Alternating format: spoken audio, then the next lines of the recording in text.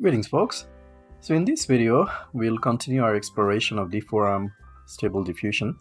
In one of the earlier videos, I covered extensively how you can use your text prompt or prompts, custom text prompts, to create AI animations.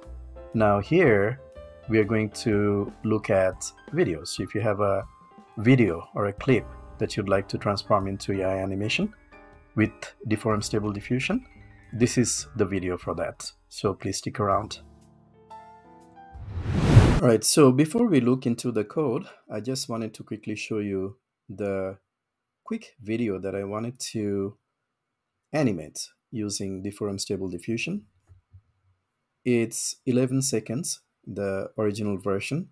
Now, when we are working with it and we are trying to transform that into an animation clip, we can always tweak the parameters so we can increase or decrease the length. That's not an issue at all. So let's just quickly look at that video. So it's about wild horses running around outside.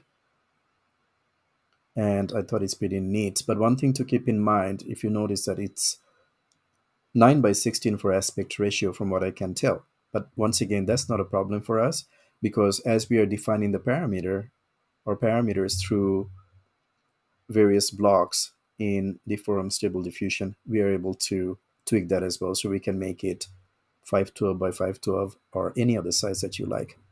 So that's something to keep in mind. So now let's go back into our Colab, and I'll have the link in the description as always, along with the cheat sheet, which we are going to refer back to. It's very handy, very easy to follow. And if we are stuck somewhere, we can always go back and find out exactly what that parameter does by looking at the cheat sheet. So let's just start executing as we always do. And this is Deforum Stable Diffusion version 0.5. I'm going to assume that you already have that weights file, that checkpoint file, uploaded into your Google Drive. So you need to have Hugging Face account or Hugging Face access to access that checkpoint file. And you also need to obviously have Google Drive where you save not just your checkpoint file, but everything that we do here gets saved in your Google Drive as well. So with that assumption, let's just jump straight into executing the blocks of codes. All right, so when you first come in and the very first time you're trying to execute, you'll notice that when you hit the play button, you'll get this warning message, and it's a standard message. I'm just going to say run anyway. That's what we always do. So that's done. And the way you know that block of code is executed, you'll see a green check mark next to it. Unless there are any issues, then you'll get flagged for that. And it also gives you the duration, how long it took for that block of code to execute. So that's done. So let's move on to the next block. And this is where we are defining the model and output paths. Okay, so let's just click on that block of code. So that's done. Now we are going to set up the environment. So just click on that. And it may take a few seconds up to a minute for this setup environment block to complete. And we'll come back once that block is completed and executed successfully. All right, looks like didn't take too long. It took about 29 seconds or so. That's great. So that's done. The setup environment block is executed and completed. So let's just move on to the Python definitions block.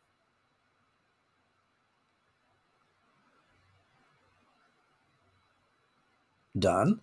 That's great. Now this is where we're going to refer back to the checkpoint file, and we're going to select and load the model. And this is where Colab is going to look for the checkpoint file in your Google Drive. So let's just execute that.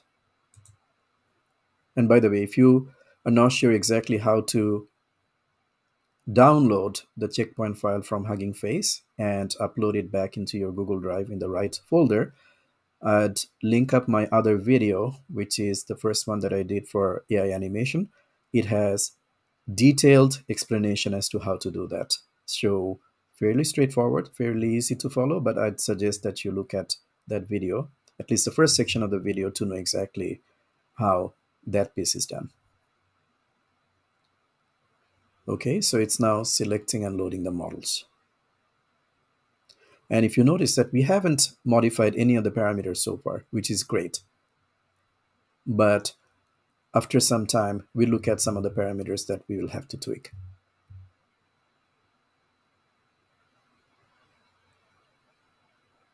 All right, so it took all but 2 minutes to complete select and load model block. So that's great. That section is done. And now this is where we get into the settings, right? And the first thing that we do under animation settings is change the animation mode from none to video. Obviously, we're providing our own video, so that's what we need to do.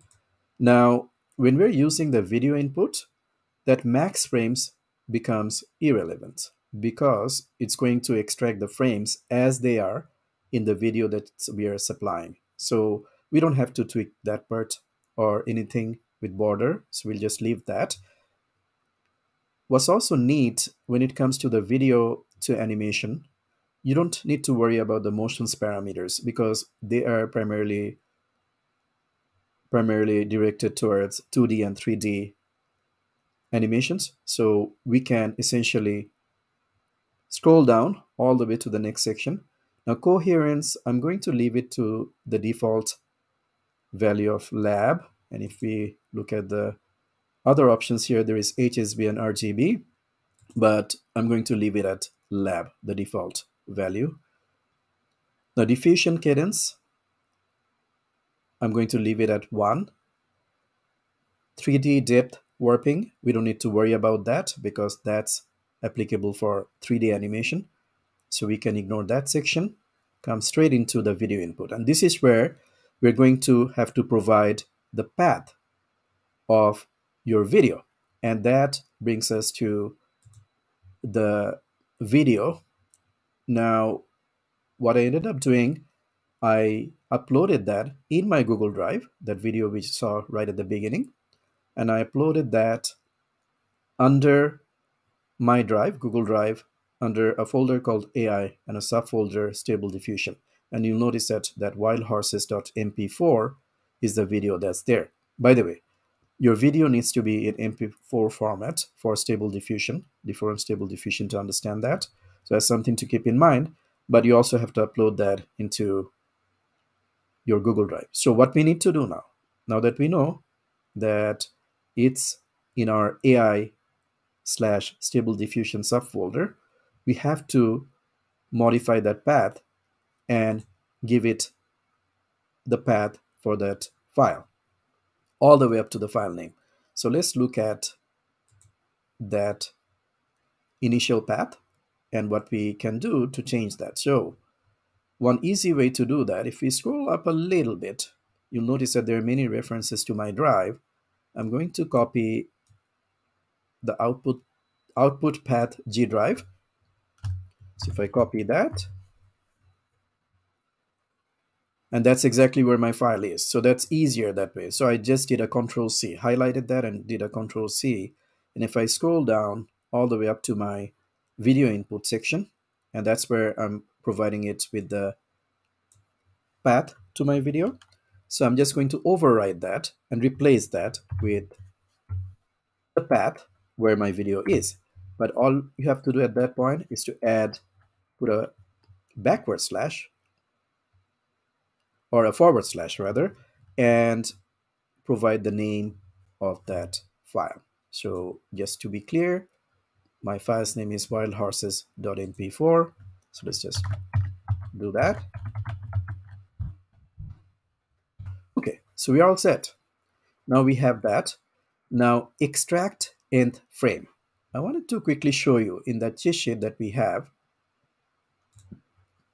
And if we go back into the video mode, once again, I'll have the link to this cheat sheet as well, the guide, if you may, so that you have some details about the different parameters. So there is a video input settings section. So if we click on that, and that's where we're going to focus for this specific animation, you see that the extract nth frame, the value could be between 1 and 6. And what it does, it allows you to extract every nth frame of the video. So for example, if you have a 24 frames per second video, but only want to render 12 frames per second, then you have to set the value to 2. So if we were to keep it at the default value of 1, what it does, it takes every single frame and it renders every single frame. So that's exactly what we're going to do for my video, because I don't want to overlook any of the frames. So let's just go back into our Colab, and I'm going to leave it at extract nth frame 1. Now, override extracted frames is another feature I believe they recently added. So let's just go back. And I think there should be some example or some note on that. Yes, we are actually looking at it right now. Override extracted frames. By default, a video file will extract and save its frames to drive every run.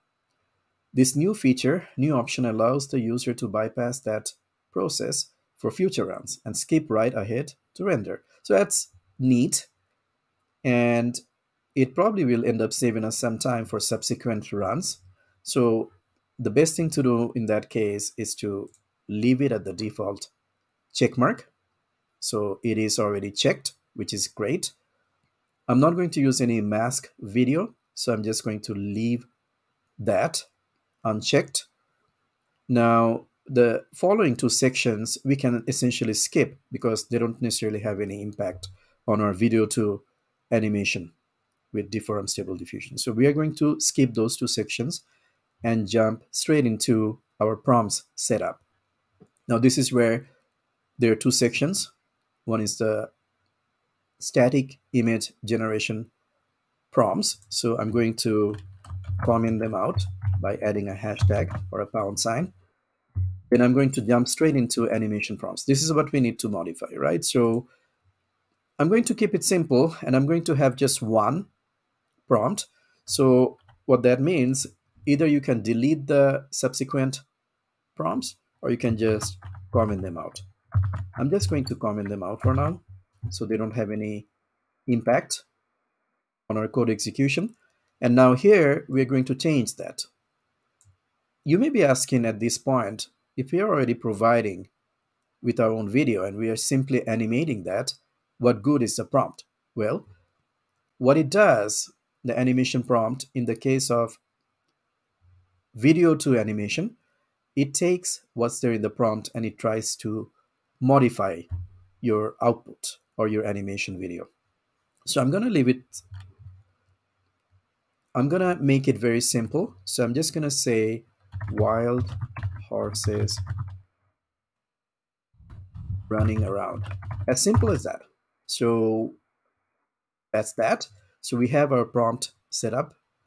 Now, one thing we did not do, if you remember, and this is great for learning as well, you'll notice that there's no execution right next to our animation settings.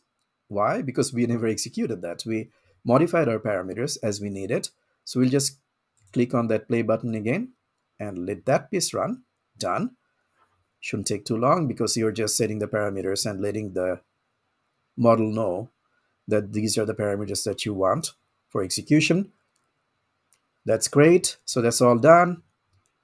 Now we are going to run that prompt section by clicking on that play button. Done. So it has taken our one prompt, animation prompt. That's great. Now, before we jump into running and executing to create our frames or render our animation frames, there are a couple things we need to look at quickly. So in most cases, we're going to leave it at the default values. For example, we are leaving the image settings to 512 by 512. You can always tweak that. You can modify that. Sample settings, I'm not going to change the steps or any of that. I'm going to leave it at the default. I think that's 50 steps is pretty decent. Gives us decent animation, I think. So save and display settings, leave it at the default values, the check marks that are already there. Prompt settings, Not going to touch anything, leave it at the default values, default selections. Now batch setting, this is where we're going to change that name, and we can name it away so we know that this is where all the frames are going to be saved up. So this is the folder that this model is going to create in our Google Colab, or Google Drive rather, and it's going to create that wild horses folder and start uploading all our frames here. So we change that, and I just want to make sure that my previous execution with the same name is still there. So I'm just going to quickly go there. Yes, it's still there. But if you notice, it's wild horses, right? And what I did, I changed it to caps. So I believe it makes a difference when it comes to Google Drive.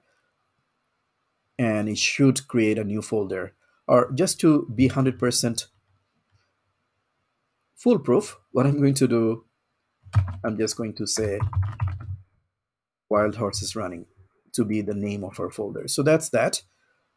That's great. What else do we need to change here? Yes, seed behavior. In cases of video to animation, it's recommended that you select fixed, and detailed explanation is there in that cheat sheet.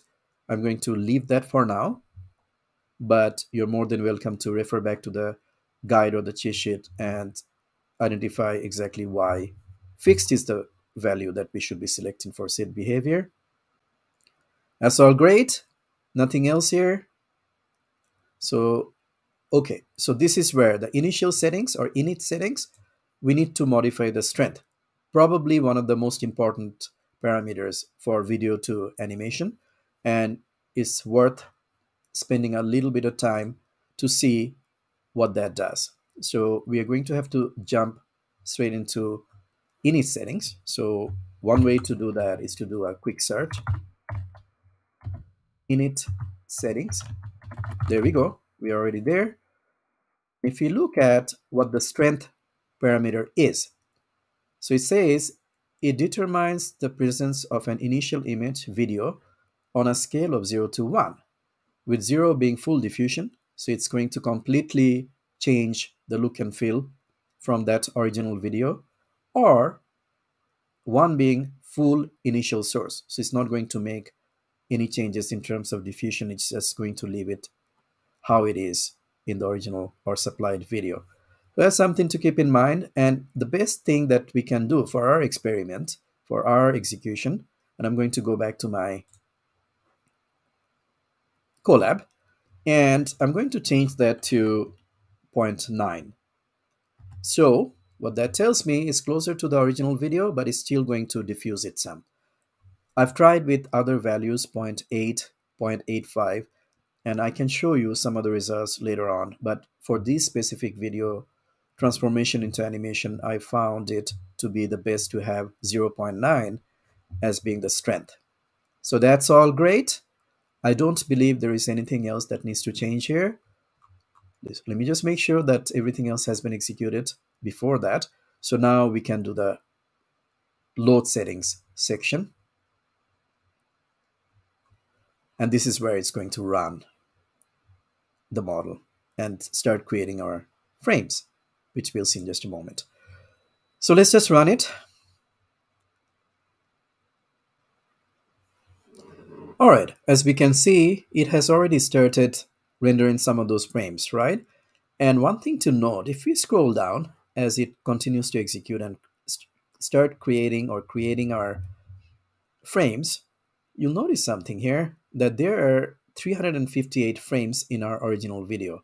We didn't calculate that. The system already looked at that video and it decided, okay, there are 358 frames for that 10 or 15 seconds clip, and that's what they're going to extract the frames from. And so far, it has extracted 18, and we're going to give it some time for it to complete rendering the frames, and we'll come back once it's all done.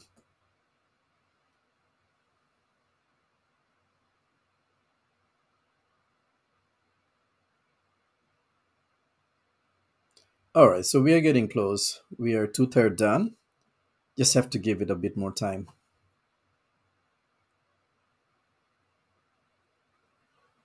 And the way you know that it has started extracting those frames is if you were to go back in Google Drive, first and foremost, you should see a folder that's been created by the run, Wild Horses Running. And that's exactly how we named it to be. And that's great. That's a good sign. If we double click on it and get inside, you'll notice that the frames are already being generated, being created, right? So that's all good news. So let's just come back in here and let's just give it some more time for it to complete. Now, if you notice at this point, they may look and feel like the actual video that we supplied. And this is where what I'm going to suggest is to play with the strength and experiment with the strength to see if you were to go much lower, maybe zero point 0.6 or zero point 0.5, what kind of animation you're going to generate. But for this specific video, and it also depends on the type of video that you supply, I found it to be the case that it's best for us to use zero point 0.9. So let's see how it turns out once it's all done. We're getting pretty close. I think it's almost done. And because we selected that we want every single frame to be rendered as animation, it's going to create a frame for each. That's why it's taking a bit longer. Now, if you were to change that parameter, as we discussed before, it probably would have saved you some time. That all depends on your needs, right? All right, so looks like our run block is done. So all the frames have been rendered as animations. As we can see, there's a check mark, a green check mark right next to the execution play button. And it says it took some 12 minutes. Depending on how long your video or the clip is, it may or may not take longer. So now that we are done there, the only part that remains is to create our video. So one thing you'll notice, by default, it does not create the video. So we have to uncheck that. And the other thing we need to look at is frames per second. So we know that there are 358 frames, and I have my calculator open here. And depending on how long you want this clip to be for your output animation, you can adjust that, right? By adjusting the frames per second. So what I'm going to say, let's say I'm going to say perhaps 20 frames per second.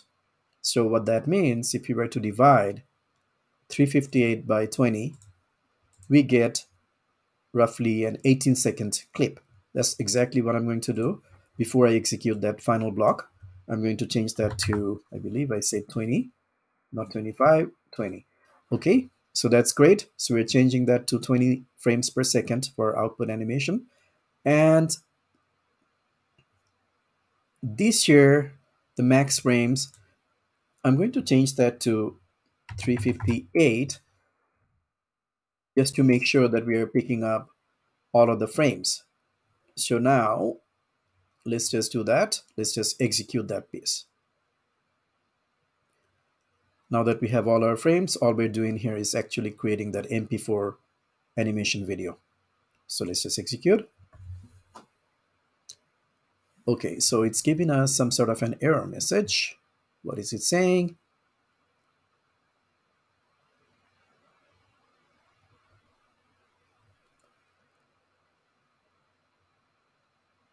Okay, I remember now. So I've seen this before, and by default, the render steps is checked. We have to uncheck that. And that's something we have to do every time, even with still images or text to animation. We always have to make sure that when we are doing that final piece, we have to uncheck that render steps. So now that we did that, let's just execute that again. Hopefully it executes now and looks like it's going through just fine. That's something to keep in mind, that the render steps needs to be unchecked for your video to be generated. And from my experience from before, hopefully it shouldn't take too long. And it looks like it's already done. It didn't take too long for it to generate that animation. So let's play it right now and see how it looks. So this is our animation with 90 or zero point 0.9 strength. This is how we are going to see that animation. You can see the animation effects. And I think when it comes to video to animation, the strength is where you focus the most, and you do experiments with the strength by tweaking the strength between 0 and 1. Once again, 1 being the exact video as provided, and 0 being completely diffused. So somewhere in the middle is the best when you're creating an animation. Looks pretty decent to me. And that's that. Now, the only thing I wanted to show you before I let you go is if I go back into my animated and I look at 85% strength. We just looked at the 90%, right? So if you look at the 85% strength, you'll see that it looks pretty decent, but sometimes I see some flashes there, which I didn't care much for. And I thought, okay, maybe it makes sense to do a 90% animation. You can see that here right now, right? So probably 90% works the best for this specific video clip. So that's how this this video to animation works with Deforum Stable Diffusion. And I hope you found this useful or helpful. And feel free to use that comment section below and let all of us know how your experiment goes with your video clips. And if you have any other questions, we can try and sort them out through the comment section as well. And I will have the link to this Deforum Stable Diffusion, also the initial video that I created where you're going to generate animation from text prompt as opposed to providing it with a video. So that's something I'll link up so that you know how to do some of the initial setups. That's also there. But if you have any other questions, please feel free to share your questions or comments through the comment section. Have a nice day.